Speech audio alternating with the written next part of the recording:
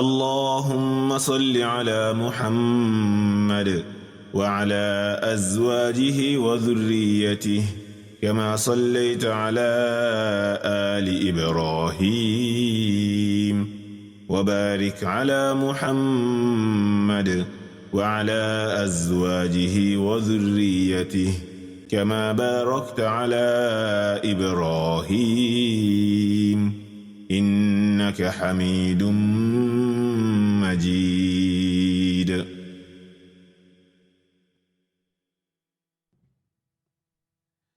اللهم صل على سيدنا محمد وسلم تسليما. اللهم صل على سيدنا محمد وسلم تسليما. اللهم صل على سيدنا محمد وسلم تسليما. اللهم صل على سيدنا محمد وسلم تسليما. اللهم صل على سيدنا محمد وسلم تسليما. اللهم صل على سيدنا محمد وسلم تسليما. اللهم صل على سيدنا محمد وسلم تسليما. اللهم صل على سيدنا محمد وسلم تسليما. اللهم صل على سيدنا محمد وسلم تسليما. اللهم صل على سيدنا محمد وسلم تسليما. أعوذ بالله من الشيطان الرجيم. بسم الله الرحمن الرحيم. وبالحق أنزلناه وبالحق نزل وما أرسلناك إلا مبشرا ونذيرا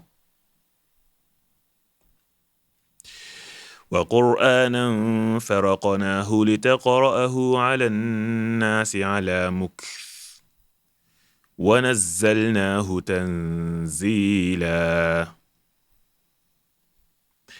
قل آمنوا به أو لا تؤمنوا إن الذين أوتوا العلم من قبله إذا يتلى عليهم يخرون للأذقان سجدا ويقولون سبحان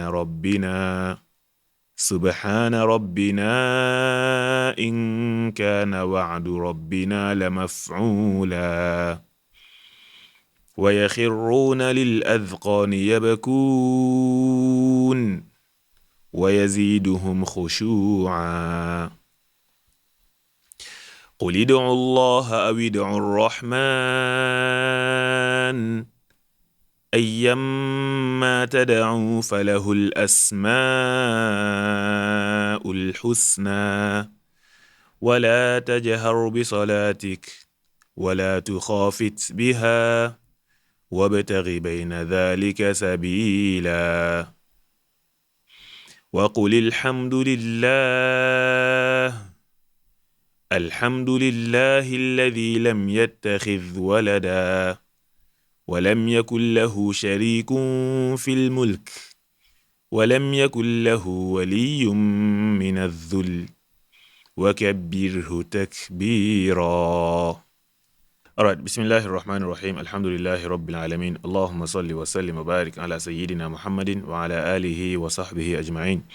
اللهم أعنا على ذكرك وشكرك وحسن عبادتك. اللهم إنا نسألك الهدى والتقى والعفاف والغنى. اللهم إنا نسألك من الخير كله عاجله وآجله ما علمنا منه وما لم نعلم ونعوذ بك من الشر كله عاجله وآجله ما علمنا منه وما لم نعلم ونسألك الجنة وما قرب إليها من قول أو عمل ونعوذ بك من النار وما قرب إليها من قول أو عمل ونسألك مما سألك به محمد صلى الله عليه وسلم ونعوذ بك مما تعوذ به محمد صلى الله عليه وسلم وما قضيت لنا من قضاء فاجعل عاقبته لنا رشدا. اللهم إنا نسألك الهدى والتقى والعفاف والغنى. اللهم إنك عفو تحب العفو فاعف عنا يا رب العالمين. اللهم صل وسلم وبارك على سيدنا محمد وعلى آله وصحبه أجمعين والحمد لله رب العالمين. Once again, Assalamu alaikum wa rahmatullahi wa barakatuhu to everyone in the house this afternoon here in Asia, this morning there in Africa. All right. You are welcome back to another session, to the second session of the Simply RYQ Ramadan Edition. And in this second session, we will be having an introduction of the second wing of the entire Simply RYQ concept or framework, if you will. And today we have the Tahfidh wing.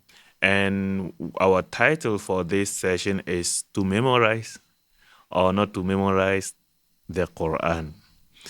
Just to put things in context, we are not going to learn how to memorize the Quran. We are not going to say, oh, you must memorize from this time to this time, you must memorize this number of pages, amount of page. I believe, mashallah, the respected brothers and sisters who attended last week's session, or even those who have watched the session later on after it was uploaded to the cloud, to social media, we will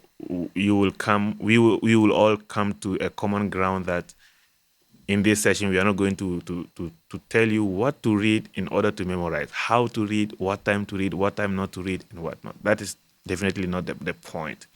Therefore, what is the point? What are we going to achieve in this session? Let's take a look at the objectives of session number 2. If you remember, in last week's session, we also had objective which we shared, and I believe pretty much that we have achieved those objectives. Today, we also have objectives which we hope to achieve by the end of the day. So, the first objective we aim to achieve by the end of this sharing session is to answer questions that could have been preventing us, some of us maybe, that could have been preventing us from embarking on the memorization of the Quran. This is objective number 1. Second objective, to contextualize intention versus sincerity in Quran memorization. What is intention? What is sincerity? Specifically in Quran memorization. And to determine our position among the different types of Quran memorizers. There are different types of people who memorize the Quran. Which category do I fall? Which category do you fall? Which category do you think your child or your children fall or may fall, and what not? With that, the agenda of this session will be the idea of memorizing the Quran, intention versus sincerity, types of memorizers, reasons you should memorize the Quran, a few reasons why you should memorize the Quran. What does it take to memorize the Quran? Can I memorize the Quran in an adult age? Now that I am an adult, can I memorize the Quran?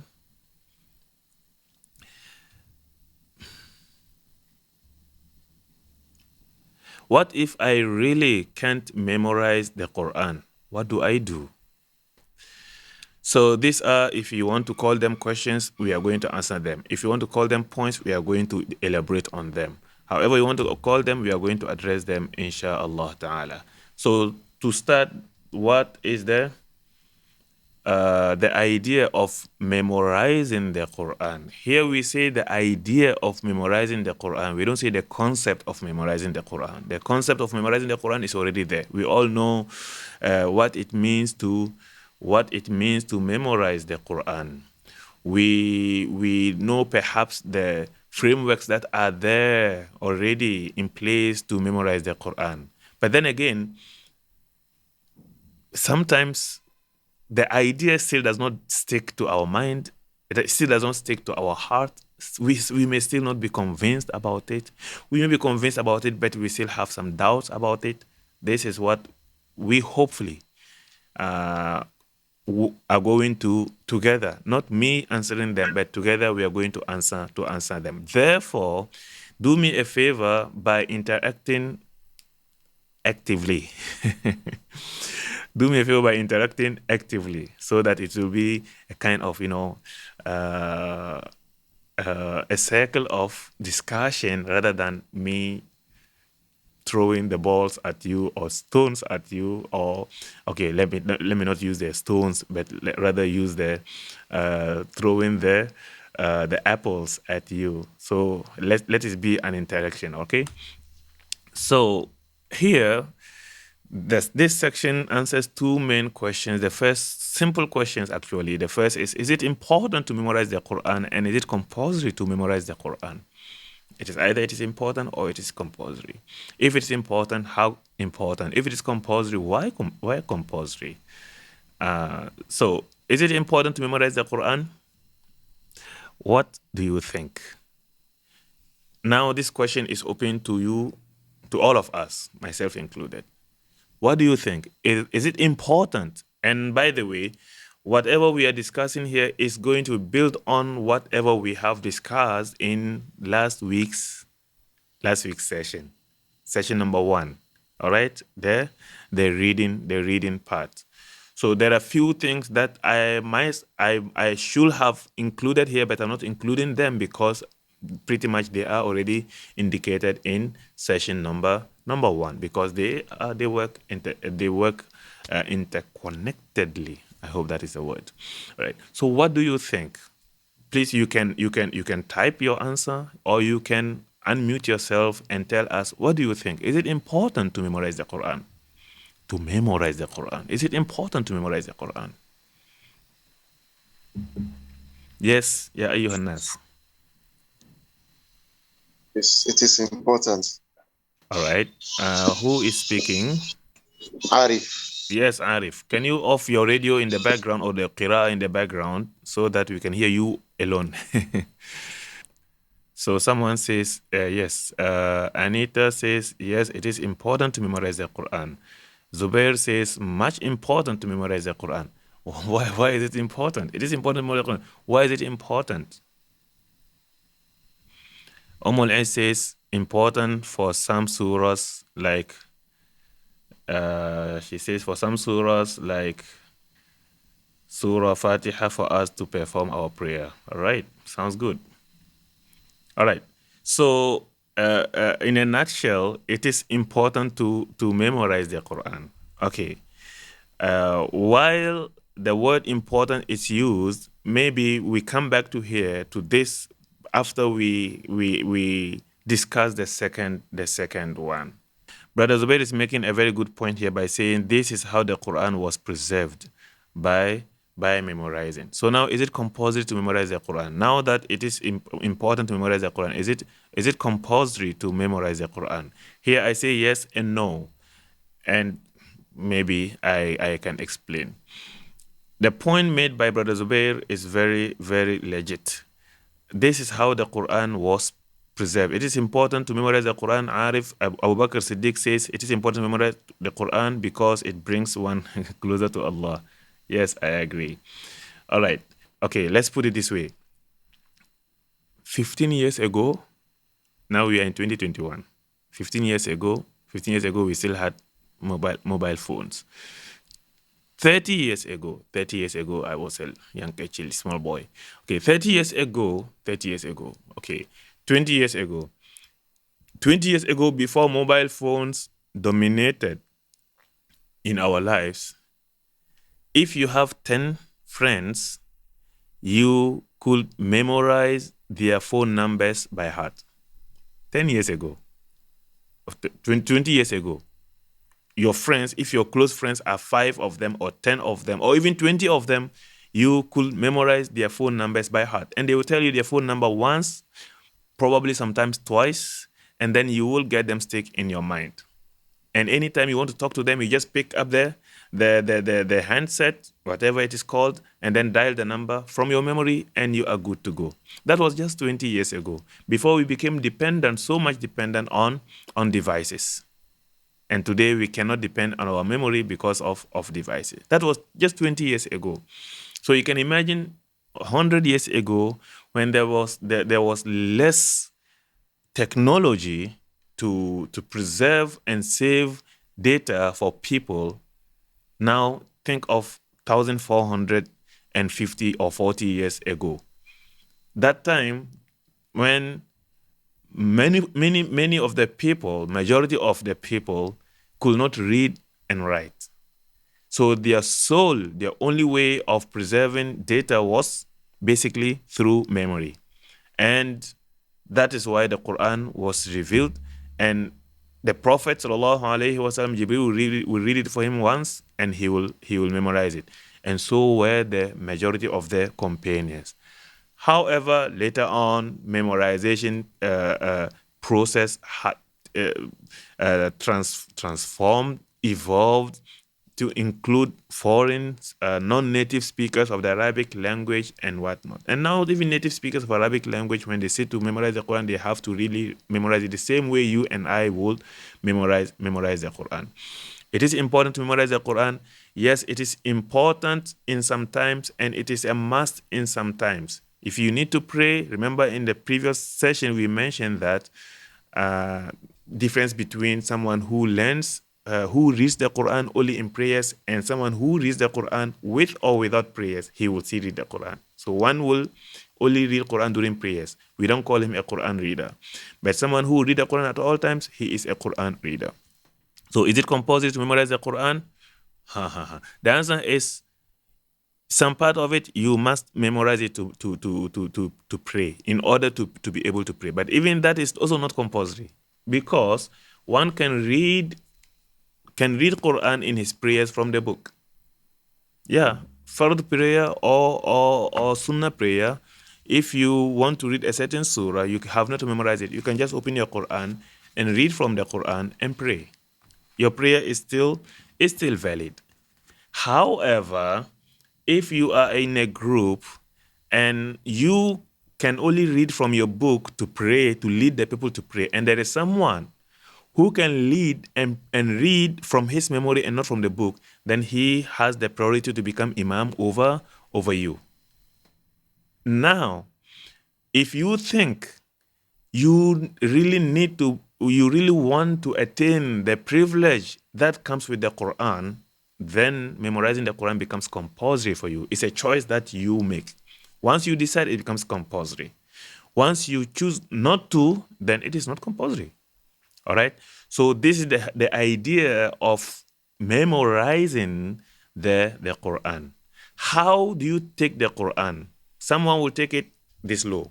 Someone will take it this high. Someone will take it this high. Someone will take it this high. Someone will take it that high. In order to see it that high, you have to really raise your head and look up to see how high he regards the Quran.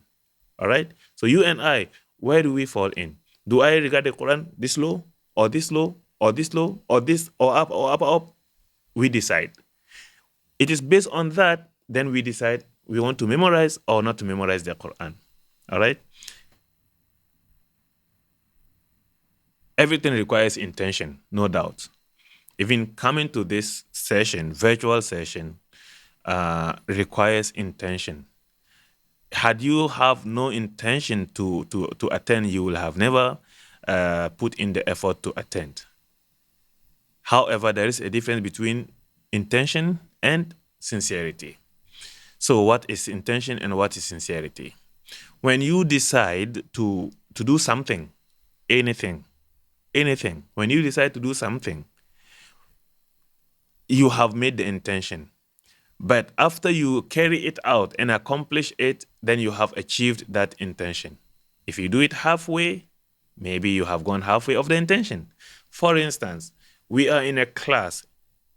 An hour ago, maybe you didn't intend to attend the class. And then later on, Allah opened your heart and then you decided to attend the class. Your intention has taken place now. And eventually, 5 minutes, 2 minutes, 3 minutes before the program, you key in and you are in the class. You have started achieving the intention. If you make it to the end of the class, you have successfully accomplished the intention. Now, what is the difference? Where does sincerity come in? Why did you attend the class? Why did you join this meeting? Is it just to to see how TVQ.Academy works, then that becomes your that becomes your sincerity. But that sincerity does not become sincerity until we mention something later on. So pay attention to this. This is very, very important. Why did you attend? Did you attend because you want to know how to memorize the Quran? Could be. Okay, why did you attend? Did you attend because you want to learn something that will keep you closer to Allah subhanahu wa ta'ala through the Quran? Here we say for the sake of Allah. So do you attend it for the sake of Allah? Then that becomes ikhlas. So in Islam, Allah must be in the equation for sincerity to take place. So if you do it to please your mother, that is not ikhlas. If you do it to please your teacher, that is not ikhlas. If you do it to please anyone other than Allah, that is not ikhlas. To attain anything else, that is not for Allah. But if you do it for the sake of Allah, regardless of what other things that could be achieved in addition to doing it for the sake of Allah, then ikhlas has taken place. And therefore we say ikhlas is we say sincerity has taken place. In the conventional way, they will say, oh, when a person is sincere, he does it without expecting any reward. Maybe he's sincere. But the person may do it without expecting any reward, but he also does not have Allah in mind. So he's still not achieving that sincerity aspect of the whole thing. And that is why you and I, Quran tells us, قُلْ إِنَّ صَلَاتِي وَنُسُكِي وَمَحْيَايَ وَمَمَاتِي لِلَّهِ. Everything, my prayer, our prayer, my prayer, إِنَّ صَلَاتِي قُلْ إِنَّ صَلَاتِي وَنُسُكِي, my rituals, my life, everything in my life, and my entire life, and my death are for Allah subhanahu wa ta'ala. Therefore, even if you drink plain water, because you have that inna salati wa nusuki back in your mind, it becomes part of ibadah or a form of ibadah. And I hope this clarifies the difference between intention and sincerity. And in Islam, Allah must be in the equation for your sincerity to become valid. All right?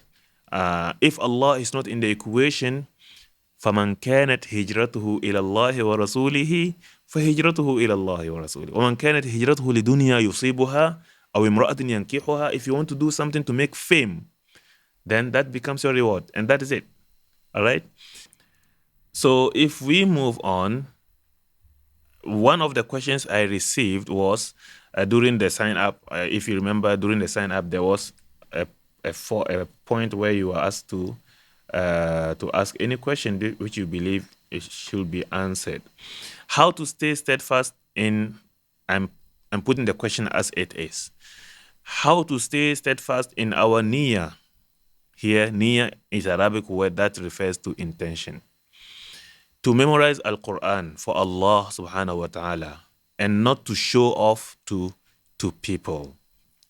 As a matter of fact, I do have a video on this. If you happen to have the time to check on Al-Bushra by G. Salam on YouTube and search for intention versus VS. Use VS. Intention versus sincerity. It is a 15 or so video, long video, 15 minutes long video.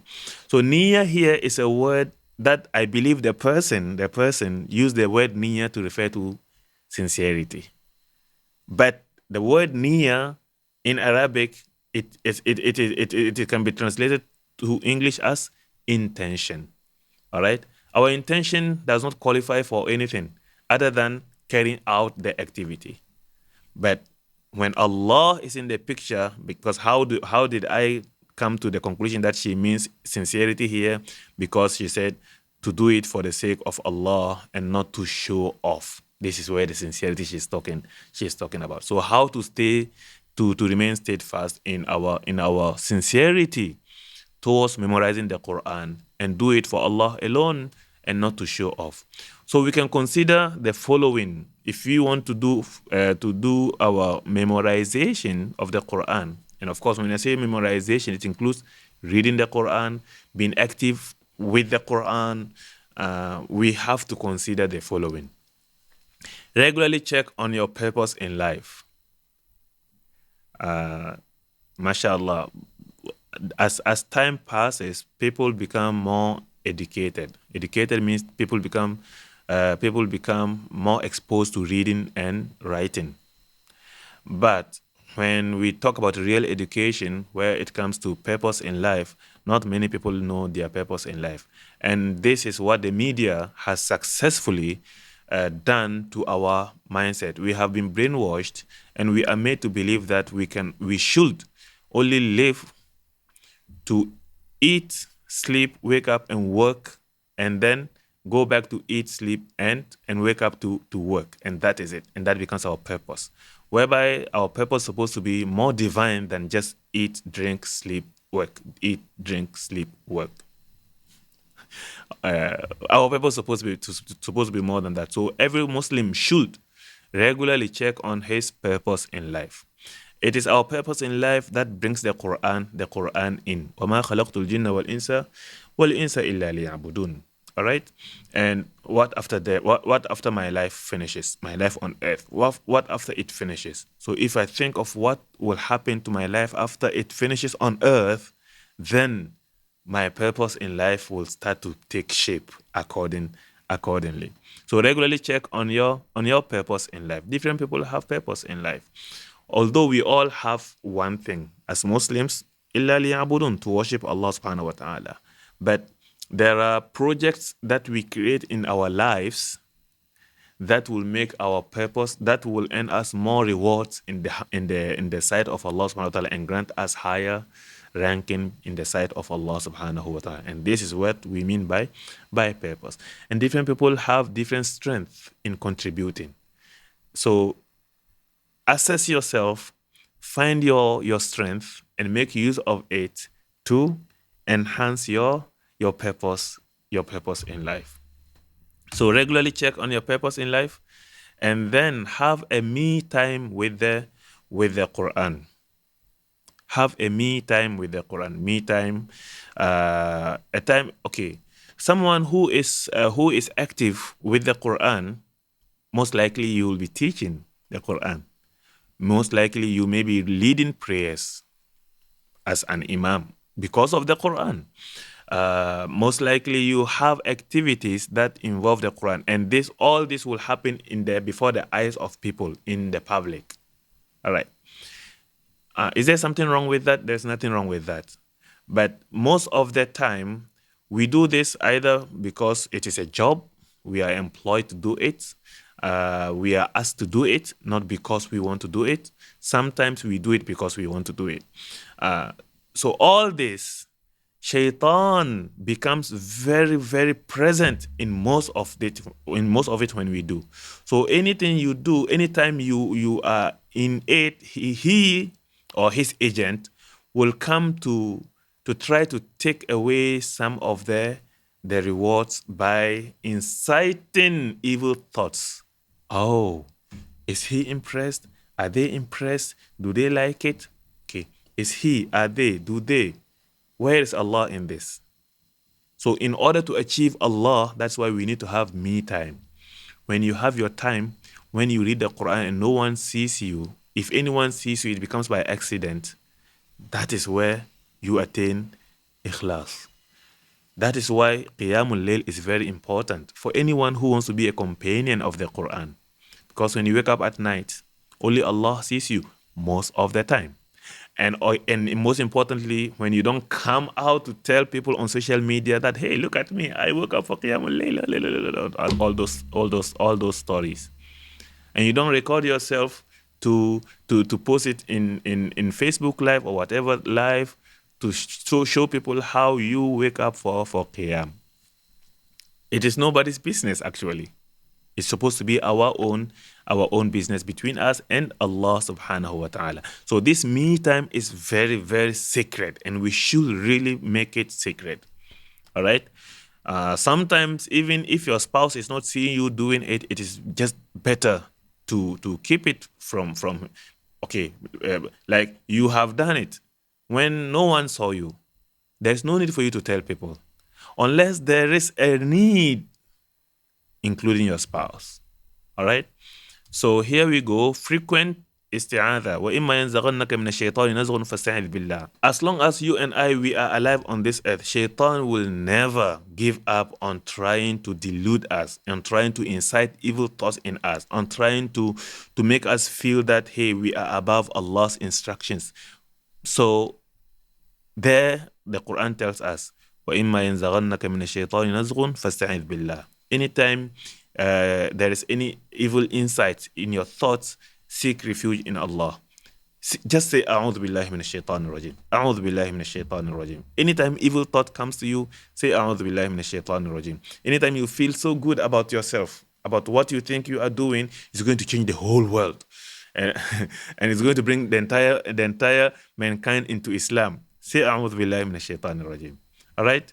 And then ask Allah to safeguard your sincerity. Ask Allah to safeguard your sincerity. Of course, making isti'adha is something. Asking Allah for ikhlas is something else. You can say this in your own language with Allah subhanahu wa ta'ala. Ya Allah, please protect my sincerity. Ya Allah, please protect my sincerity. There's nothing wrong. There is nothing wrong with that. All right. So moving on, the types of memorizers of the Quran, the type of people when it comes to Quran memorization. Here, we have 4 types of us when it comes to Quran memorization. The first is those who memorize it for prayers. The second is those who memorize some surahs for their virtues. And the third is those who memorize some surahs anyway, okay? And those who memorize the entire Quran. At this point, with the number of us in the class, I believe that we have all achieved category number 1, memorizing some parts of the Quran for prayers. I believe we have all achieved category number 1. Now it comes to category number 2, all the way down to or up to either one. To category number 4.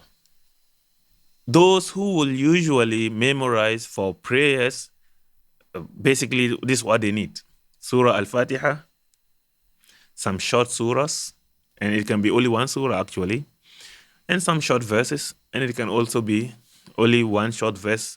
آمن الرسول بما أنزل إليه من ربه والمؤمنون to the end of the surah, or إن الذين قالوا ربنا الله ثم استقاموا to the end of the third, fourth verse after it, or some famous surahs. And people who fall under this category, all right, people who fall under this category, I want to claim that 70% of Muslims fall under this category because we are laymen, all right? We only know Surah Al-Fatiha, some short surahs, and maybe some short verses. And most of them, they learned it passively. They learned it from the imam in the mosque, and so from there they memorize it. Other than that, they are not really confident about it when it comes to identifying them.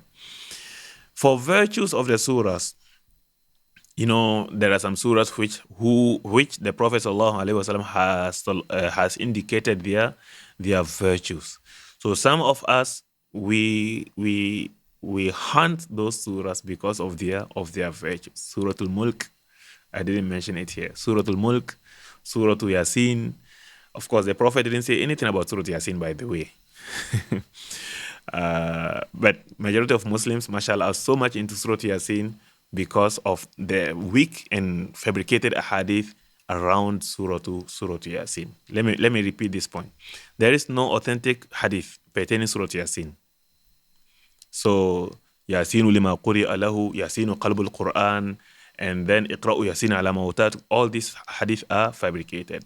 So those who read some surahs or memorize some surahs for their virtues, They know Surah Al-Fatiha, of course, some short surahs, of course, some verses, of course, and most likely they know Yasin, and they have memorized Yasin, and most likely they know Surah Al-Kahf, and they have memorized Surah Al-Kahf, and Surah Al-Kahf is authentic regarding its virtues, and maybe more, Surah Al-Sajdah, Surah Al-Mulk, Surah Al-Waqi'ah, and some to the extent of Surah Al-Baqarah. Yes, Surah Al-Baqarah.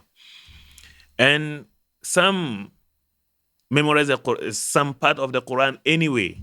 Okay, these people, they have the potential of memorizing the entire Quran, but they believe that, oh, I don't have what it takes to memorize the whole Quran, so I will memorize some part of it anyway. So usually if you come across these people, you see that, of course, he knows Surah Al-Fatiha, and he knows some short surahs, and he knows some short verses, and he knows Yasin, he knows Surah Al-Kahf, and he knows Juz Amma. And Juz Amma is, if someone has memorized Juz Amma, you know that the person knows what he wants as far as Quran is concerned, because it's a systematic, all right, and maybe even more than that. And then the whole Quran, a category of people who memorize the entire Quran. So you and I, where do we fall? Where do we fall in this? I don't think any of us are still in the first category, although it is possible.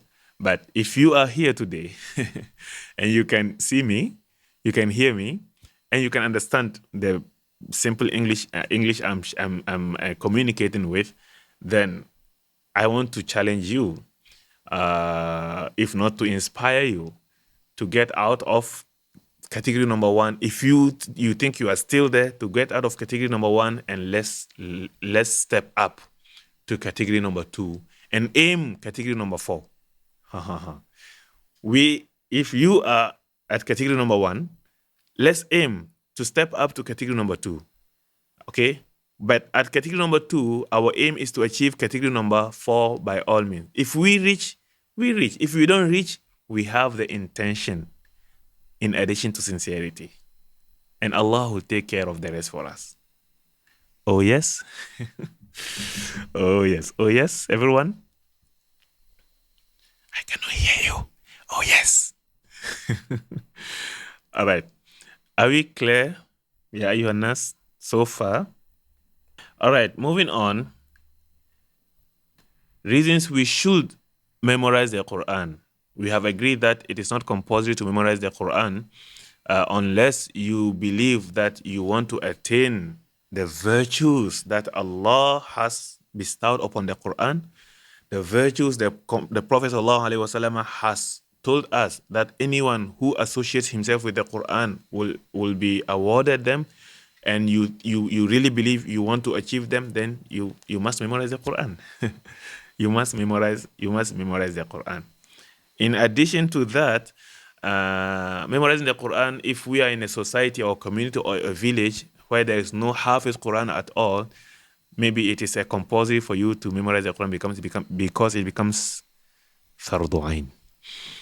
Fardu kifaya, sorry. It becomes fardu kifaya. Now, reasons to memorize the Quran, reasons we should. When I say you, it doesn't mean you, I'm telling you, you must do. No, myself included. Because even if you have memorized the Quran, every day you should have a love story with the Quran. So you should memorize the Quran. When you memorize the Quran, you become among Ahlul Quran. Yes. When you memorize the Quran, you become among Ahlul Quran. Okay. Ahlul Quran means the companions of the Quran. Those whose heart are attached to the Quran. Those who learn the Quran, they read the Quran, they try to understand the Quran, then they memorize the Quran. If you memorize the Quran, you are a level up above someone who is reading the Quran frequently. Therefore, automatically you are among Ahlul Quran. You become automatically a companion of the Quran. Someone who reads the Quran on a daily basis, what does he do? He will wake up and then pick up his Quran, regardless of the time, and then read. And then he will read each page once and continue to the next page, once and continue to the next page, provided he is reading multiple pages, right? Someone who is memorizing the Quran, the same multiple pages, let's say 3 pages, someone who he will read 3 pages every day, and someone who will want to memorize, let's say, only 1 page a day. In order for him to memorize the page, he will have to repeat the page at least 15 times, 20 times, 30 times, 50 times, and it is the same 1 page. So the time someone who will spend to read the 3 pages will elapse, will finish, and this who is memorizing 1 page is still there, repeating the same page a few times. All right?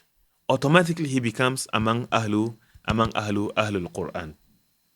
So when you memorize the Quran, you become among Ahlul Quran. The Prophet in a hadith narrated by Sayyiduna Anas ibn Malik, reported by Ibn Majah, he says, sallallahu alayhi wa sallam, Inna lillahi ahlina minan nas. قالوا يا رسول الله من هم؟ قال هم أهل القرآن أهل الله وخاصته. There is a missing word at the end. All right. Verily, Allah has His own people. Allah has His special people among mankind. So among you and I, among all mankind on this earth, under the sun, everyone is the same. But in the sight of Allah, there are some people who are very special to Allah subhanahu wa ta'ala. In other words, they are VIP to Allah subhanahu wa ta'ala. Here we are not talking about orang wali or awliya Allah or whatnot. We are talking about people, the Prophet sallallahu alaihi wasallam has identified that they are special to Allah subhanahu wa ta'ala. And then the companions asked, Ya Rasulullah, who are they? And then he said, they are the companions of the Quran, the people of the Quran. Verily, they are Allah's own people and those who are closest to Him. Ahlullahi wa khasatuhu. So if you want to become very special to Allah subhanahu wa ta'ala, there is a shortcut way to do that. Embrace the Quran. Embrace the Quran. Start learning to read it, memorize it, and then the next steps will follow accordingly. So that is reason number 1. You should memorize the Quran. Number 2, if you want to become special in the eyes of God-fearing people on earth, then you should memorize the Quran. In the eyes of God-fearing people. Yes, in the eyes of God-fearing people. It should not matter to you and me if any Tom, Dick, and Harry hates you or dislikes you because you are Muslim. It should not matter. But if someone who fears Allah doesn't feel comfortable with you, that means there's something wrong. And when people of Allah feel comfortable with you, you are most likely on the right track. And one of the shortest way to achieve that is to attach yourself is to embrace the Quran. The Prophet ﷺ says in a hadith from Abu Musa al-Ash'ari radiyallahu anhu and reported by Imam Abu Dawood rahimahullah, Inna min ijlalillah, if you want to show respect to Allah, if you want to glorify Allah, if you want to care for Allah's stuff, let me use that word, then there are a few things you should observe in your life. Ikramu the shaybatil Muslim, showing respect to the elderly Muslim. Showing respect to the elderly Muslim. And this we should instill it in our children. And then ikramu the shaybatil Muslim and ikramu ahli al-Quran. If you want to honor Allah, if you want to show respect to Allah, then you should respect hamil al-Quran, the memorizers of the Quran. Of course, غير الغالي فيه, those who do not exaggerate in it and do not make use of it for dunya purposes. And then وإكرام this Sultan al-Muqsid, and also show respect to a Muslim ruler who is just. So it means part of glorifying Allah is honoring the gray-haired Muslim, an elderly Muslim, and the one who has memorized the Quran without exaggerations, and also the one who and also he should honor a Muslim ruler who is a just Muslim ruler, a Muslim ruler who is just.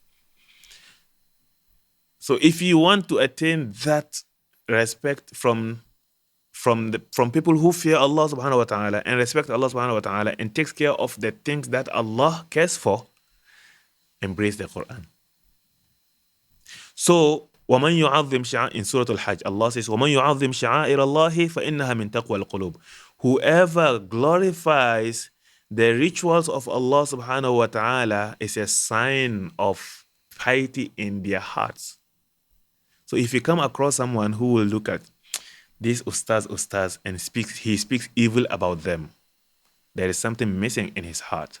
You come across someone who speaks tahfiz, this tahfiz people, this tahfiz class, this tahfiz thing, and the liberals do this. It's a sign of something that is missing in the heart. The Quran is saying, it's not me saying, the Quran is saying, فَإِنَّهَا مِن تَقْوَى الْقُلُوبِ. If you come across someone who makes fun and makes mockery of religion, of Islam, and the rituals of the religion, وَمَنْ يُعَظِّمْ شَعَائِرَ اللَّهِ, the one who glorifies the rituals of Allah subhanahu wa ta'ala is a sign of piety in his heart.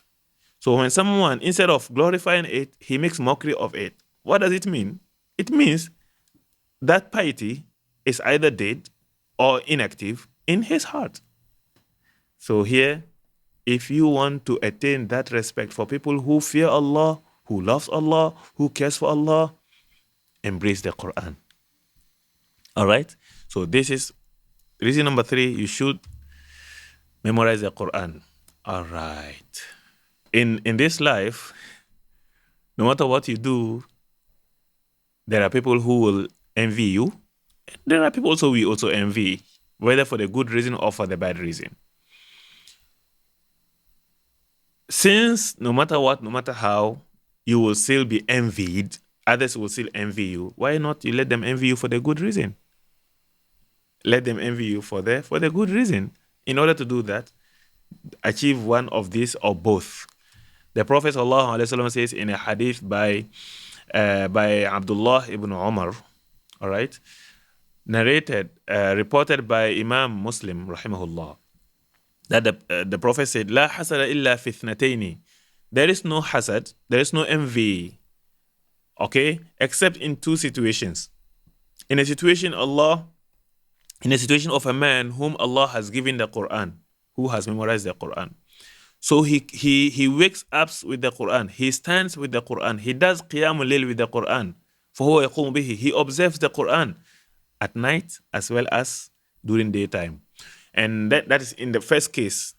If you have this, by all means, people will envy you. If you have Quran and you observe the boundaries of the Quran, people will envy you. Envying you doesn't mean jealousy. It means they want to be like you. They want their children to be like you. They love you for Allah's sake. All right? And the other situation where people will envy and want to be like and want to love you for Allah's sake is when Allah has given someone money and he spends it during daytime and nighttime for the sake of Allah subhanahu wa ta'ala. So envy is not justified except in 2 cases. In the case of a man whom Allah has given the Quran and he recites it during the night and the day. And a man who Allah has given wealth and he spends it during night and during daytime. So these are the reasons the reasons I believe you should memorize the Quran. So someone will tell me, isn't it too late for me to memorize the Quran? Now at this age, I'm busy with this. We shall talk about that shortly, inshallah ta'ala. And now, if you want to live an indescribable sweetness in your heart, you should memorize the Quran. Okay, indescribable sweetness in the heart. I believe if in the house just right now, if each one of us is either someone who is a coffee person or a tea person. If I wake up in the morning and I don't take my coffee, my day will not start until I take the coffee, even if it is 12 noon. Therefore, I will take my coffee right after I finish my fajr and whatnot. What does this make? If you a coffee person, you know that when you take coffee, you start to see things clearer, and you start to have some happiness, excitement in your heart. That is excitement of caffeine, isn't it? And I believe, I don't know. I believe smokers also have the same experience, more or less. And tea guys also have the same experience. When they don't take the tea, they don't have that happiness, that sweetness. And in fact, Iman also have that sweetness. Sometimes you worship Allah subhanahu wa ta'ala and you feel that your heart is pumped with some excitement and you don't know where it comes from. Sweetness of Iman.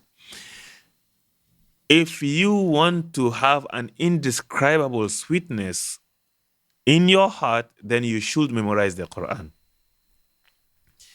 Imagine yourself, you are going to have a 3 hours journey of driving. Most of the time, people will only on the radio in their car to listen to music or to listen to the FM station, and they become enslaved to what the FM station will feed them with. They don't control the content. And sometimes we play Quran. Yeah, sometimes we play Quran. We listen to lectures and podcasts and whatnot. Imagine that 3 hours, you spend it reading the Quran from your memory. Like Abdullah ibn Mas'ud will read the Quran. Like Ubay ibn Ka'b will read the Quran. Like Abdullah ibn Umar will read the Quran. Like the Prophet ﷺ will read the Quran. If you want to have this indescribable sweetness in your heart, which no one will understand you unless they also have memorized the Quran, then you should memorize the Quran. And this is also applicable for if you are riding. If you're not driving, you are riding a long journey, even a short journey also. You are cycling. Of course, this picture there, I use it because I couldn't find a cycling person in a modest dress, so I just use this guy on children's bicycle. And if you are brisk walking, if you brisk walk, male or female, of course, also when I googled up brisk walking Muslimah, this is the best picture I could get. Otherwise, all brisk walkers, you know the rest of the story. Or if you are jogging, yes, reading the Quran while jogging, or reading the Quran while brisk walking is easier, isn't it? But reading the Quran while jogging also must read the Quran. How is that practical? It is more than practical. If you want your Quran to stick to your memory, you need to revise it when you are doing heavy duty work, including jogging, for example. We see Muslims who jog listening to music. If listening to music is of any good, then revising our Quran while jogging will be much, much better. All right. So if you want to even experience this thing, indescribable sweetness of Iman, take the surah you have memorized. Could it be Surah Al-Fatiha? Fine. Could it be Surah An-Naba? Fine. Any surah you have memorized, and you are walking, brisk walking, or jogging, or cycling alone, okay? Because if you are with somebody, you got to engage with the person, all right? You are alone, just repeat what you have memorized and see how you're going to feel in your heart at the end of your journey for the rest of that day or for the rest of that night. Sweetness, indescribable sweetness. Of course, it cannot be compared with the sweetness you get in your heart after you finish your cup of coffee or your cup of tea or your cup of plain water, for those who say they are plain water guys. So what does it take to memorize the Quran? What does it take to memorize the Quran? This part is, of course, everything we have shared so far is important. But this part, we have spent 1 hour already. If your attention span has started to fade off, maybe you need to refresh it in your own way, because this point is very crucial. What does it take to memorize the Quran? It takes the following to memorize the Quran. Number 1, an intention with sincerity. Number 2, a determined yet humble heart. Number 3, a Quranic lifestyle. Number 4, good sleep like baby. Number 5, quiet space and time. Let's explain them or elaborate on them accordingly. An intention with sincerity. We already talked about intention. And we also talk about sincerity. Yes or no? Yes. So, if you want to memorize the Quran, you have to tell yourself that, yes, I want to memorize the Quran. I want to memorize the Quran. Okay, maybe I want to memorize the Quran may not suffice as much as it will say I need. It will be to say I need to memorize the Quran. When does one reach to the point he says to himself, I need to memorize the Quran? After we have gone through the virtues of the Quran, the virtues of someone who has memorized the Quran, the virtues of Ahlul Quran, and then you feel excited, you are motivated, you are inspired, and you tell yourself, I need to memorize the Quran. Not only I want to memorize the Quran. So, in that case, you will plan. You intend, just like you intended to attend this class, and you attended. Therefore, the same way, you intend to memorize the Quran. But, do I want to memorize the Quran just to be known as someone who has memorized the Quran? No, please. Do I want to memorize the Quran to prove some people wrong? No, please. Do I want to memorize the Quran for fame? No. Do I want to memorize the Quran to become an imam? No, please. Do I want to memorize the Quran to attain Allah's reward for those who have memorized the Quran? Yes. Do I want to memorize the Quran to get closer to Allah? Definitely, yes. So, it is not enough to say have a sincere intention. It should come with sincerity. Sincere intention is a good intention, but sincerity is where Allah is involved. We have already agreed that in Islam, when you say sincerity and Allah is not in the equation, it's not like in the conventional way of saying, oh, this person is a very sincere guy. When a boss says that someone is a very sincere guy, that means the person kills and sacrifices his family life to work for the boss. And the boss will say, oh, this guy is a very sincere guy in his work, because he will go back 7 hours later after office hours doing the work for the boss. Is he doing it for the sake of Allah subhanahu wa ta'ala? But the boss is sincere. He's a sincere guy. So over here, sincerity is when Allah is in the equation. So point number 1, an intention with sincerity. This is the first thing it takes to memorize the Quran. All right. Number 2, a determined yet humble heart. Okay, I intend to memorize the Quran, but I have not started to carry out any I have not even taken the first step yet. I need to memorize the Quran. And you tell the whole world in Facebook, in social media, and you tell the whole circle of your friends, I'm going to memorize the Quran. I'm going to memorize the Quran. And it has been 10 years. And nothing is happening. You got to do it. All right? So show determination in it and do it as put in your full force. Yet be humble in the sight of Allah subhanahu wa ta'ala. You really have to push yourself to do it, especially in these very distracting times. All right, in these very distracting times, everything around us is distracting. Your eyes will see things that does not please Allah subhanahu wa ta'ala, and that will have stain in your heart. Your ears will hear things that does not please Allah subhanahu wa ta'ala, and that will have stain in your heart. You will encounter people and get involved in actions or activity that may not please Allah subhanahu. So one has to push himself, and in order to push yourself, when you push yourself, you don't live alone, you live with people. And remember, shaitan will always come in different forms to make you think that you want to impress those around you. In order to get shaitan to shut up, humble your heart before Allah subhanahu wa ta'ala.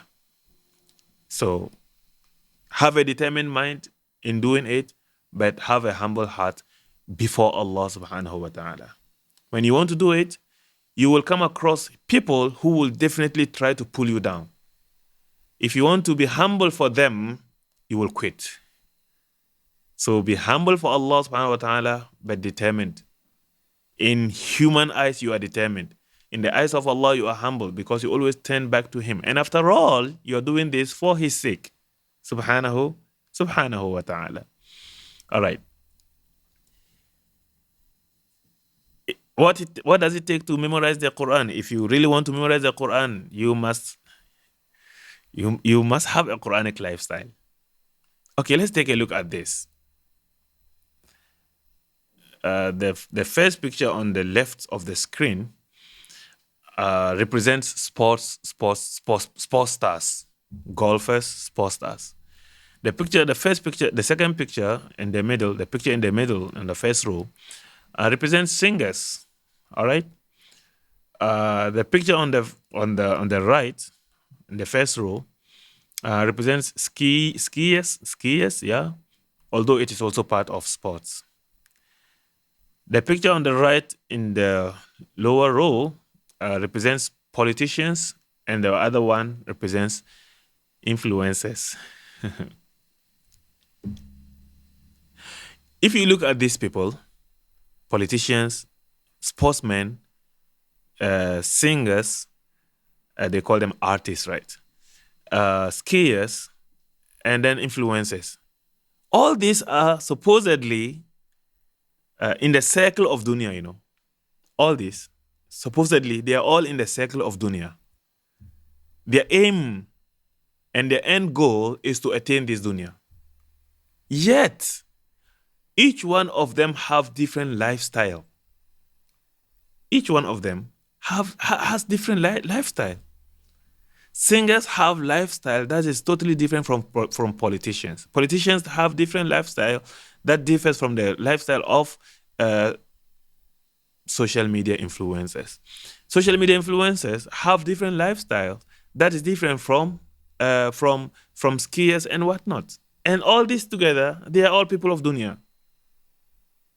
And it is very unfortunate to come across someone who wants to be seen as Ahlul Quran, and yet everything in his lifestyle is either from these people, and not so from the people of the Quran.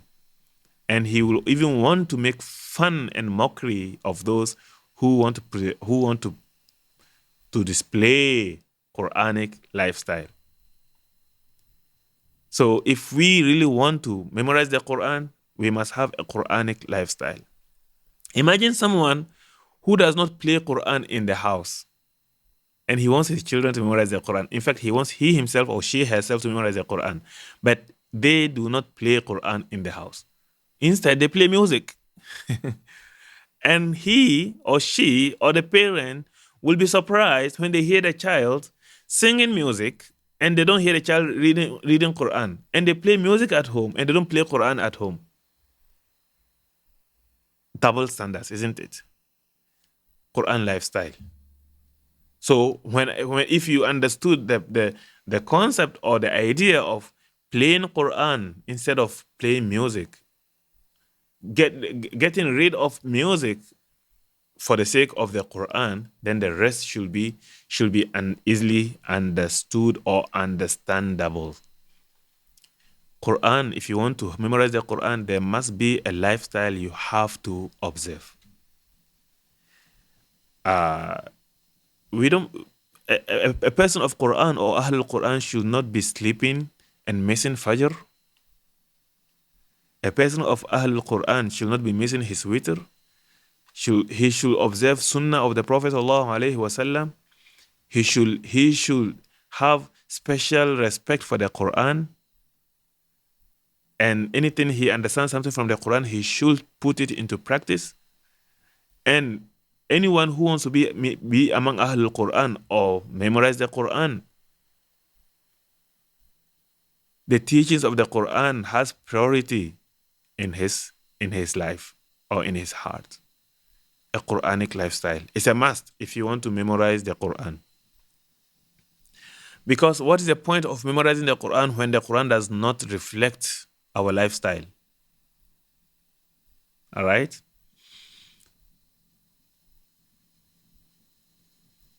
Therefore, if someone, for instance, wants to memorize the Quran and he wants to be engaged in any sports activity, most of the time, they may not dress modestly. But as Muslims, ordinary Muslim, we should dress modestly regardless of the sports we are going to participate in. More so if one wants to be among Ahlul Quran. I hope this point is clear at this point of time. A Quranic lifestyle, things to watch: income, music, friends, circle. You must be very careful about these people because they are dangerous as far as even an ordinary Muslim, he should be careful of these things because they can be destructive. What more of someone who wants to be among Ahlul Quran? Income, earn from halal. Okay, earn from halal. Of course, we all earn from halal. But there are some fine lines in earning halal that we have to be very careful about. Do not sabotage someone to be sacked from your workplace so that you will get promotion or promoted at work. If you do that, you earn from non-halal. So earning from halal is not only like working and getting paid for that, and you're not selling pork, or you're not selling wine, and therefore it is halal. No. You may be doing some halal, you may be engaged in a halal employment, and yet you still take home non-halal income. And this is poisonous. Really, it is poisonous. So income, it must be earned from halal, and you should, all of us should know that we will only be blessed with what Allah has destined for us. So if we become greedy, we can only end up taking people's money, and we end up in corruption. May Allah safeguard us. And be contented. Which one is it? You should be contented with what Allah gives you. And if you do that, Allah will bless it for you. Because the point is not having a lot of money, but having barakah in the money. When there is barakah in the money, the little will be so much useful, so much abundant in what it does for you. If we want to talk 1 + 1 in human calculation, 1 + 1 is 2, and that is it. In Allah's calculation, 1 + 1 is 20. Man ja'a bil hasanati falahu 'ashru amthaliha. One good deed, you have 10 points, 10-fold of points. So 1 + 1 in the sight of Allah is 20, and 1 + 1 in the sight of man is what? is 2. Therefore, we should be careful and focus and take care and ensure that what we get in is halal. So even if it is 1, its impact, it will impact and benefit as much as 10 will do if it comes from non-halal. All right? Music. Music is addictive. I believe most of us know this. Music is addictive. If you listen to music for 1 month, you will need 3 months in order to quit listening to music. If you listen to music for 1 month and you fall in love with it, you will need 3 months in order to be able to quit. What more if you have listened to music for 3 months? How much will you need? What more if you have listened to music for a year? How much will you need? No matter how much one is indulge in music, one can still quit. How? With Quran. And the point to start is now, not later. The time to start is now, not later. All right? So here we go. Music will steal the place of the Quran in your heart. In other words, to put it differently, if you want to fill your heart with the Quran, stop listening to music from now. But music is all over the place. Yes, music is all over the place, but it's not all over the place. You and I, we have places we control. My neighbor cannot walk into my house and play music because I control this space. Your neighbor cannot walk into your house and play music because you control the space. But if we take public transport and there is music, there's nothing we can do. You walk into the supermarket, there's music, there's nothing we can do. So if you can control it, then music should be out of the story. If you cannot control it, you cannot control it. Allah will not question you why you didn't do anything about it. All right. Don't be fooled by Islamic music. Okay, having said all this about music, I am not giving fatwa. Music is haram. Am I defending? Music is halal. The opinions of scholars, is that there's a group or a party who say music is haram. There's a party who say music is not haram. Until the day of judgment, both opinions will remain. So here I'm not telling you music is halal, music is haram. No, I'm telling you what you need to do in order to memorize the Quran.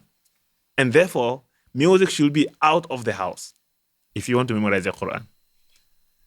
Islamic music, it can be even more consuming, all right, than non-Islamic music. Most importantly, okay, Islamic music, is it halal, is it haram? That is not the point. Islamic music, is it good? Okay, it is good. Islamic music on one hand, Quran on another hand. Which one is more important to you? Quran. Okay, take Quran, put Islamic music aside. Problem solved.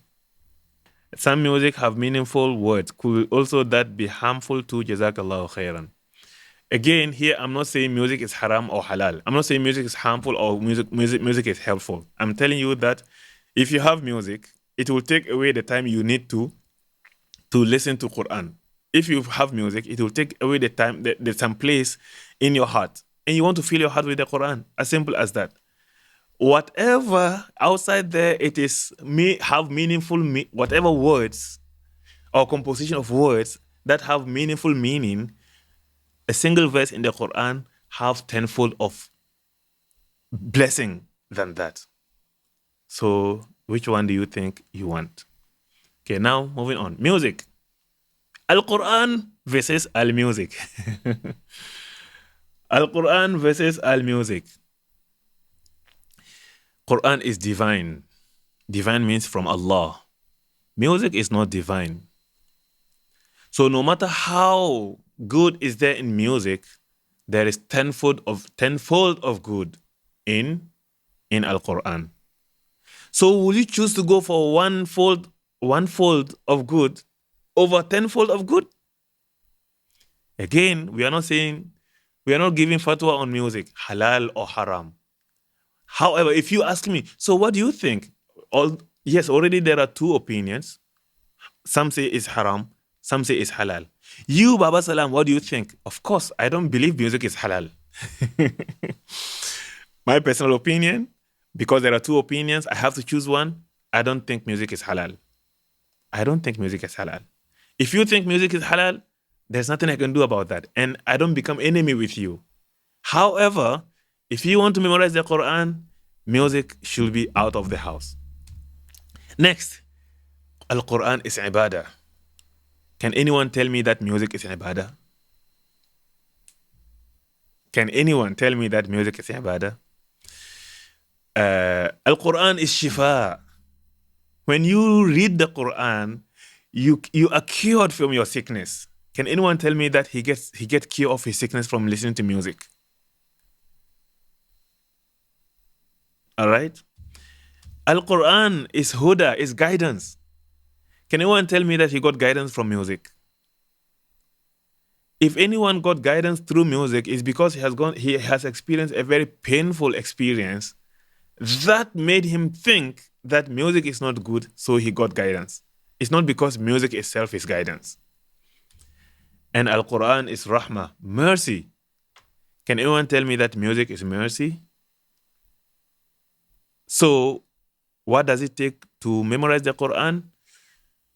You have to watch and make sure that the environment that you can control, you kick music out of it. I hope this, I think I can't emphasize this enough. Now, friends, circle of friends. You have to make sure that you have friends that will remind you of the Quran and inspire you to memorize the Quran. Your friends are a reflection of you. They are likely to influence on you than you will influence in them. Sometimes we think that, we are smart and we are influential and we can influence our friends. Yes, we may influence our friends, but our friends also influence us. By no means we can only be the only ones who influence our friends. Anytime you come across somebody, whoever you come across with, as much as you have learned from him, he also has learned from you. This is given. Anytime you come across somebody, if you have helped him in any way or you have influenced him in any way, he also has influenced you in any way, unless you don't pay attention or reflect and realize how much he has influence on you. And friends will be ones to attend to you in emergencies. Okay, imagine someone, subhanAllah, we live in a time where some confused Muslims, I want to use that word, confused Muslims, they take pride of the number of non-Muslim friends they have. So thinking, the more non-Muslim friends you have, the more open-minded you are. Okay, there's nothing wrong to have a non-Muslim friend. But having a non-Muslim friend doesn't give us any superiority if it does not put more stains in our hearts. All right? So having non-Muslim, there's nothing wrong to have non-Muslim friends. You have non-Muslim friends at your workplace, no problem. You have non-Muslim neighbors, no problems. You have non-Muslim people you interact with, no problem. There's nothing wrong with that. But remember, your close friends needs to be Muslims. Imagine yourself, you are walking in a remote place with your close friends, and you happen to be the only Muslim among them, and all of them are non-Muslims. Emergency.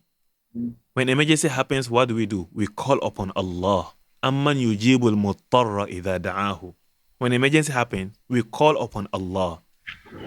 So emergency happened to you, you got injured or something bad happened to you, and all your friends around you, regardless of their number, are non-Muslims. What do you think they are going to do? So your friends, you have to make sure that your friends are people when you are in emergency and they are around you, Allah will be the most priority to them. This is for the ordinary Muslim. What more about the one who wants to memorize the Quran?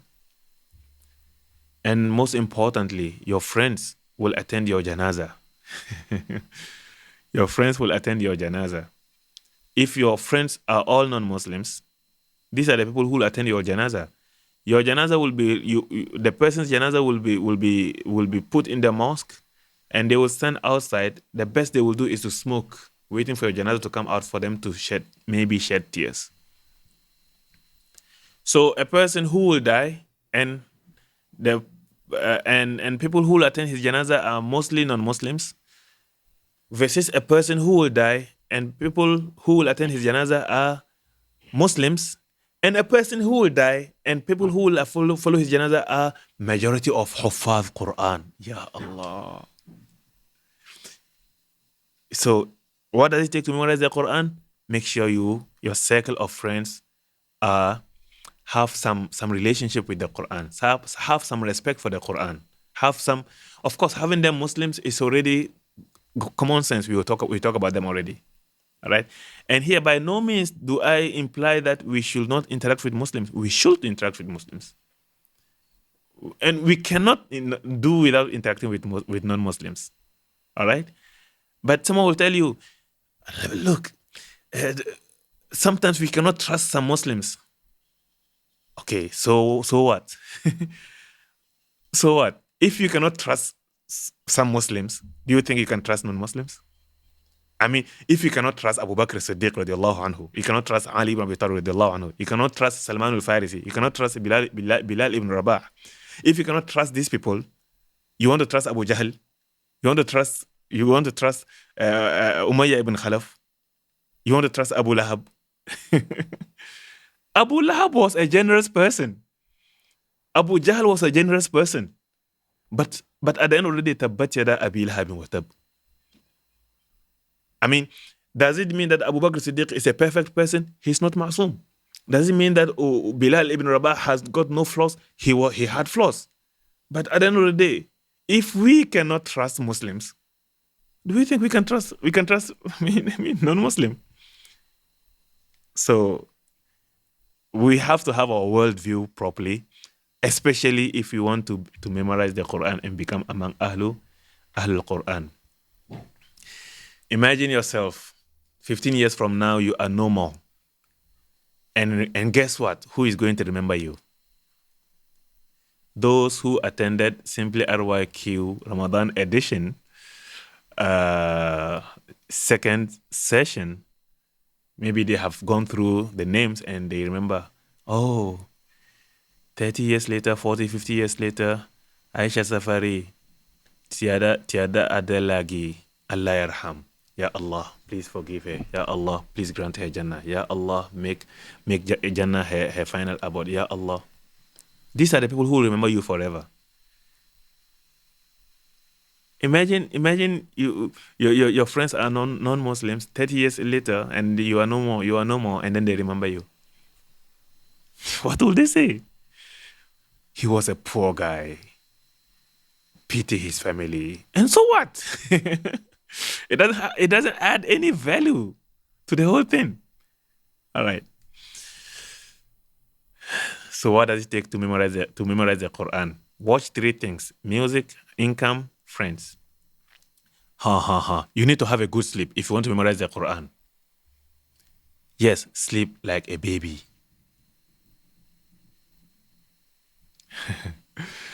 Yes, sleep like a baby. Whatever it will take you to have a good sleep and sleep like a baby, by all means do, but don't take drugs. So if you take, the coffee guys, if you think you take coffee, you take coffee and get excited, please make sure that coffee does not affect your sleep. Have a good sleep and sleep like a baby, really, because you will wake up very fresh, clean mind, less worries, and then in shorter time, you'll be able to memorize effectively. And as a matter of fact, anything you want to do after you have had a good sleep, you will do it productively. So the same thing applies to your Quran memorization. Do I have to emphasize on this anymore? Sleep like a baby. Don't just focus on the cute baby. If you have a good sleep like a baby, this is how cute you will look. All right? Your mom will look at you and see you as cute as the baby you used to be. Maybe your spouse will also find you as cute as this, and life continues. So if you want to memorize the Quran, have a good sleep. Anything that will disturb your sleep, please kick it out of the system. And one of the things that also help is to not eat right before you go to sleep, and also have a good workout, exercise before the night time, and you will have a good sleep. All right. And next in line, have a quiet space and a quiet time. If you want to memorize the Quran, you must have a quiet space. Already we have had music out of the house, so the house should be quiet. Okay, I live with my family. My kids are so noisy. My younger brothers are so annoying, and some of them are so intimidating. Okay, they don't remain awake the whole night, right? Therefore, a quiet space and time will most likely be at night. Yes. If you can get quiet space during daytime, fine. The full-time mommies, you definitely have quiet space during daytime when the kids have gone to school and you remain at home. You have quiet time even during daytime. If not, then during nighttime. All right. So a quiet space and time. If you go to the MRT station, the bus interchange station, the bus terminal, the airport, where it's very noisy, and you want to memorize the Quran, you are just wasting your time. The best you can remember after 15 minutes, after an hour, is to remember the first phrase, if not only the first word. So quiet space, quiet time is something you cannot compromise on. So anyone or anything who annoys your peace of mind, you need to find a solution to put that under control, or else you will not be able to memorize the Quran. And at the end of the day, we have to make a choice between our Quran and anything else. All right. So over here, can I memorize the Quran in an adult age? This is the shortest page I'm going to share with you. Page, slide, question, answer. The answer is absolutely yes. You can memorize the Quran in an adult age. But at the same time, we have to be, if you remember, and I believe you do remember, in session 1, we said, yes, have a realistic expectation. Have a realistic expectation. If you want to learn to read the Quran, have a realistic expectation. That is just if you want to learn to read. What more if you want to memorize? Now, our memory at this age, regardless how young you are, if you are in this class, regardless of how young you are, our memory is filled of so many things. Our memories filled with so much filth is one thing. Our hearts also having so much sins in it is another thing. And we have to use the Quran to filter out and purify it along the way. All right? Moving on. Can I memorize the Quran in an adult age? This is a living example. This video was sent to me a few months back, and I watched it once, and I never thought of making use of it until when I was preparing this slide, and I brainstormed this question, and I remembered the video, and then I found it out. This lady, she is She was brought up in the West, US, yes, in the States, and from a Lebanese roots, Lebanon. But she jumped between religions, faith for the past 15, 20 years in her life. And then eventually she came back to Islam, and only then she started memorizing the Quran. To make a long story short for her, she memorized the Quran in 30 years. In my book, How to Memorize the Quran in 10 Years, I got questioned. Why 10 years? Of course, 10 years because it is realistic. And this is even more realistic. It shows that it is doable. But you don't expect to do it like 2 years, like those who are in full-time Tahfiz school and they are kids doing it. All right? So can I memorize the Quran in an adult age? Yes, you can. Definitely. Absolutely. And the time to start is now.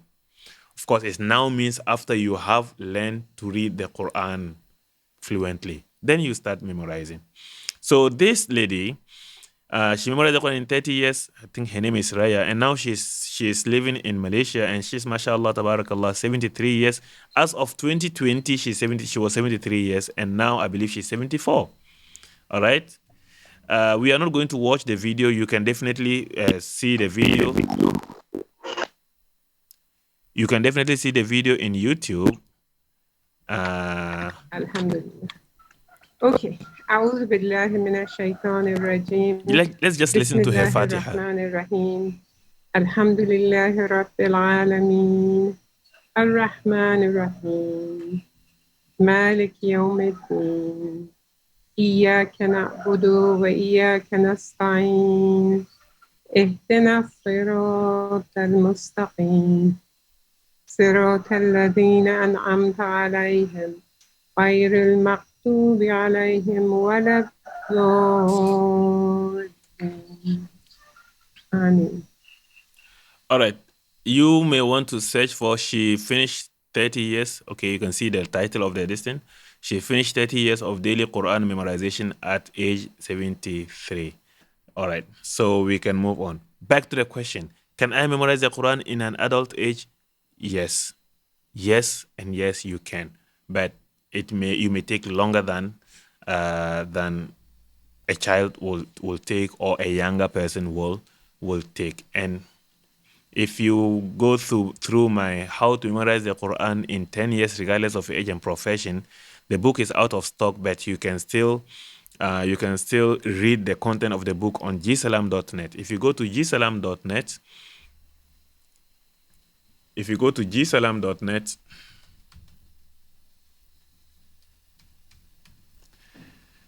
and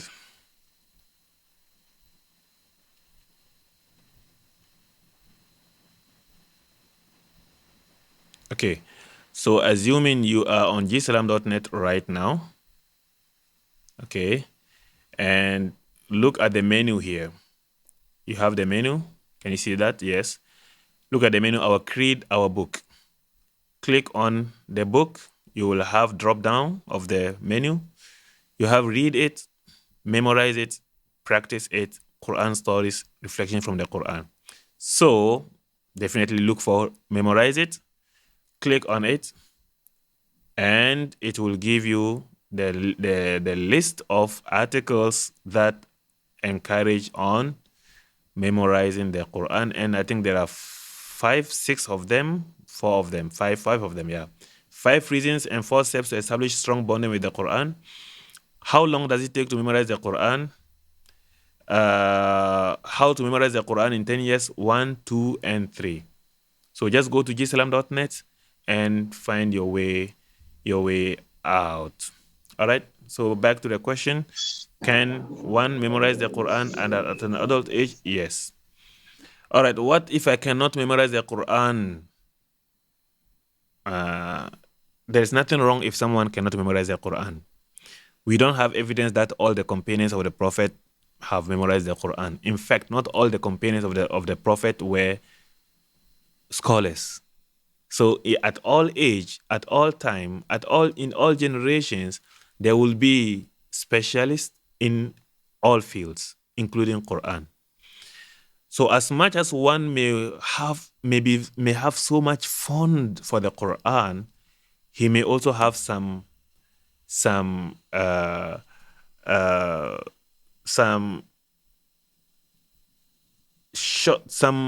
disabilities, okay, or some reasons that will not allow him to memorize the entire Quran. So what can one do? In that case, one can do one of the following if he or she cannot combine all of them. The first is to nurture your child or grandchild to be a hafiz or a hafiza. I want to memorize the Quran, but I cannot. Then I should create a Quran environment at home that will help my child to memorize the Quran. Expose them to the Quran from childhood. And then the rest Allah will handle. So nurture your child or your grandchild to be a hafiz or a hafiza. So when I say or your grandchild, don't be surprised because maybe our parents were not huffaz. How could they help our children, their grandchildren, to be huffaz? Okay. In this class right now, I know a few who are already huffaz. And not only that, those of us who are not huffaz also, we still have the chance. If we are not able to help our children to be huffaz, by the time they have children and we become grandchildren and we have more time to spend with our grandchildren, then we can make them huffaz. This is one of the things we can add to our purpose in life list. All right. Lend financial support to a needy Muslim child who strives to memorize the Quran. Okay, so I cannot memorize the Quran, but I know a group of children, or I know where there are children who want to memorize the Quran or who are memorizing the Quran is definitely no school. No school survives without financial support, external financial support. All right? So even government schools only survive with government fund. What more of private schools? So if you have ever heard of any tahfiz school, they survive on people's support. If you have ever heard of TVQ.Academy, it survives on people's support. So lend financial support to a needy Muslim, a Muslim child who strives to memorize the Quran, or lend moral support. So someone who does not have the chance to nurture his child, but he loves the Quran, to nurture his grandchild, but he loves the Quran.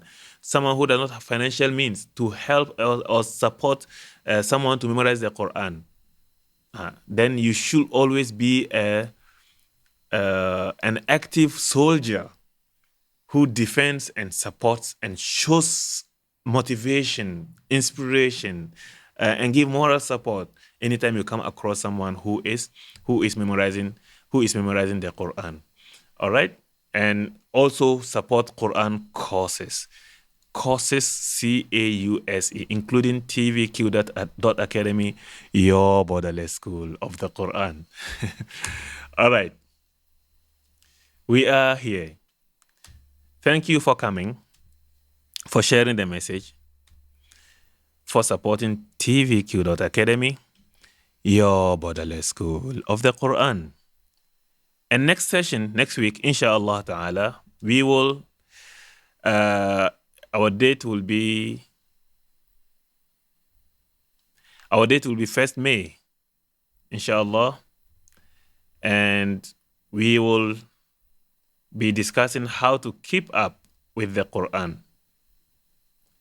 How to keep up with the Quran. Again, it is not about how to memorize the Quran, how to keep up with the Quran, keeping up with the Quran. And I hope there will be more fun, inshallah ta'ala. And Q&A. MashaAllah. Taking you. Wa alaikum assalam. Jazakallah khair, Ustaz. Please, this is my question. Sometimes, I don't know if you are teaching, being it a young age or an adult, sometimes the person cannot mention some words, alphabets well. I mean the huruf. Yes.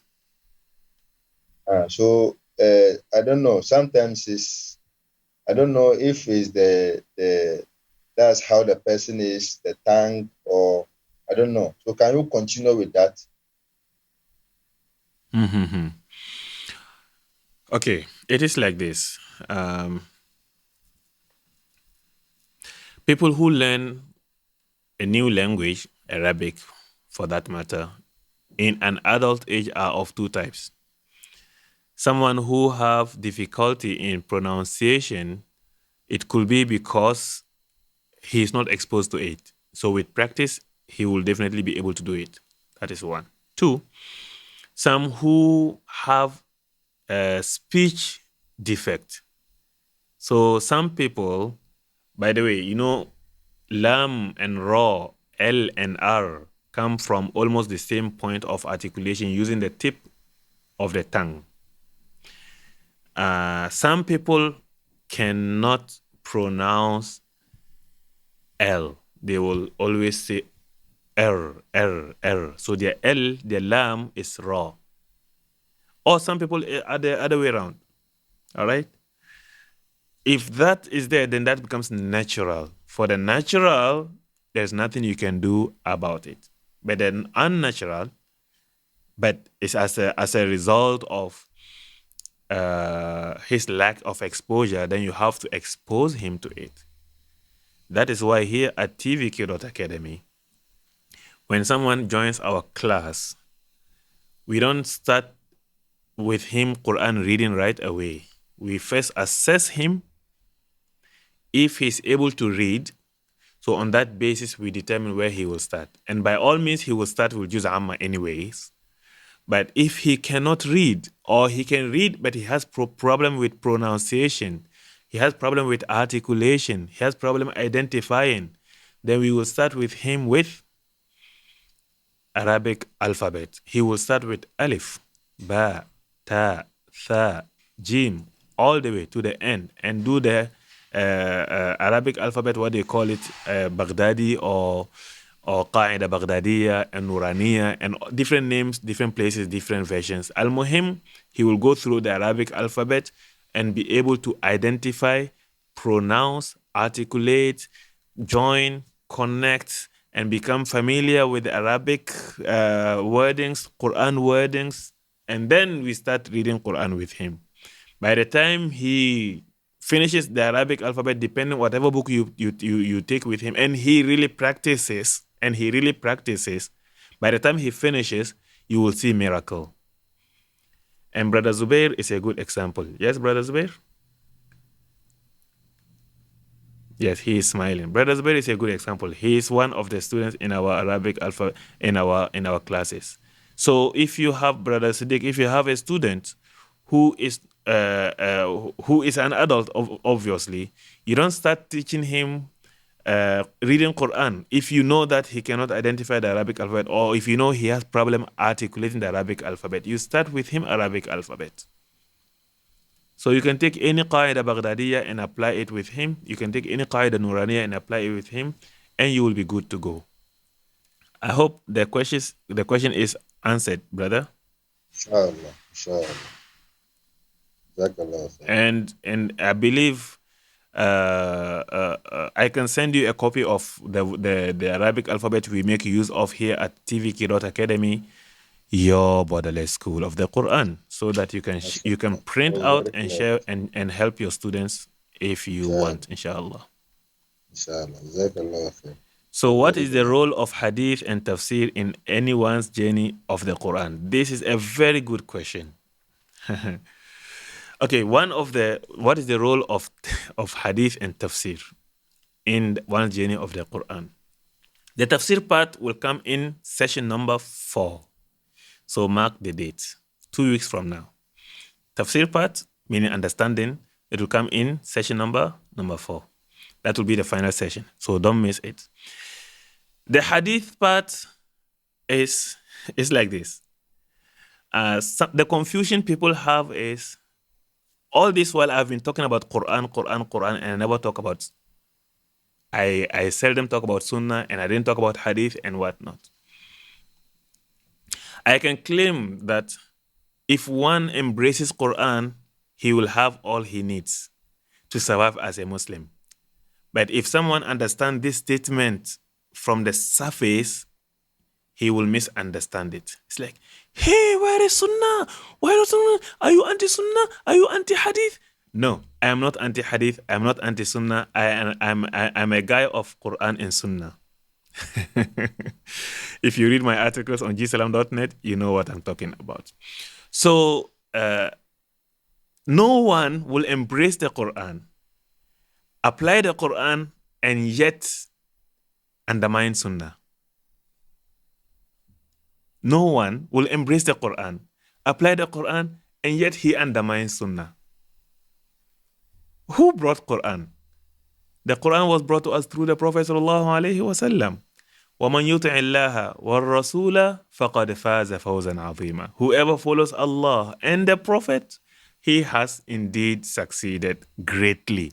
وَمَنْ يَعْصِ اللَّهَ وَرَسُولَهُ فَقَدْ ضَلَّ ضَلَالًا مُبِينًا. Whoever disobeys Allah and the Prophet, he has gone misguided clearly. So where does the Sunnah, the Tafsir part, I'm not going to talk about it. Where does the Sunnah fall in all this? So if you embrace the Quran, definitely you will have to follow the Sunnah and to make even a better understanding of the Quran, inshallah. And I hope this answers the question. How to deal with the delusional of the concept that musicians have a better life compared with the people of the Quran. Okay, we cannot control people's understanding or misconception of a lifestyle. We, Muslims, anyone, we cannot control people's misconception. We cannot control people's mindset. But the most important is to save ourselves first. Only after we have been sure that we are safe, then we can think of saving others. You are in an aeroplane in the sky, and there is an emergency case. You don't jump to your child, or else you and your child will all lose it. You first secure your safety first, then turn to your child or your elderly person who is next to you, or anyone who is in need of help, and then help the person. So, to you and me, the delusion that musicians are better than people of the Quran. Who says that musicians are better than people of the Quran? So if someone is jumpy, that means that person is happy? If someone is jumpy, because that is what musicians do. They are jumpy. So if someone is jumpy, dancing around, then that means the person is happy? Do you know how much drugs musicians have to take in order to be on the stage? And you and I here, all we took in the morning is a cup of coffee, and life is happy. Subhanallah. The problem is we don't appreciate the happiness we are in. And that's the problem of social media. That is why I said earlier on about influencers. Imagine someone who wants to be Ahlul Quran and he's on social media. 70% of the pages he follow are of music, entertainment, and dunya.